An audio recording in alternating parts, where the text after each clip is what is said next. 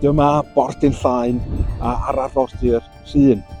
Heddiw mae'n bentre tawel gyda thafan braf iawn a gorsaf bad achub, sydd wedi bod yn un o fy hoff lefydd yng Nghymru ers i mi ddod yma yn gyntaf yn fy arddegau.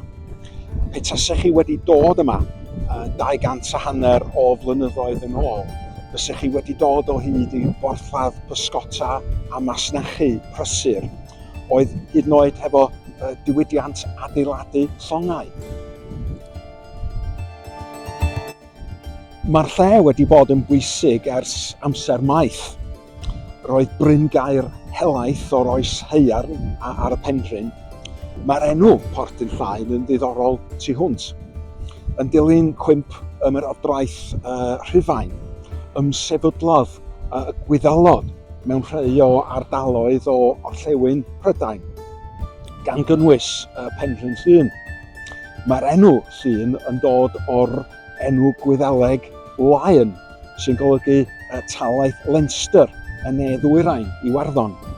Ystyr Porth Dinllaen felly yw porthladd Caer Leinster, felly mae'r enw yn dyst i'r hanes ddiddorol yma.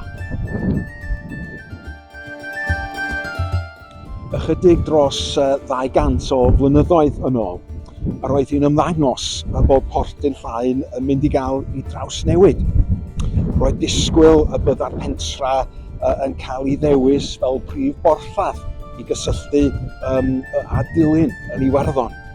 O ganlyniad, pasiodd y Senedd ddeddf harbwr Porth Dinllaen ym 1816 i gymeradwyo adeiladu pir yma.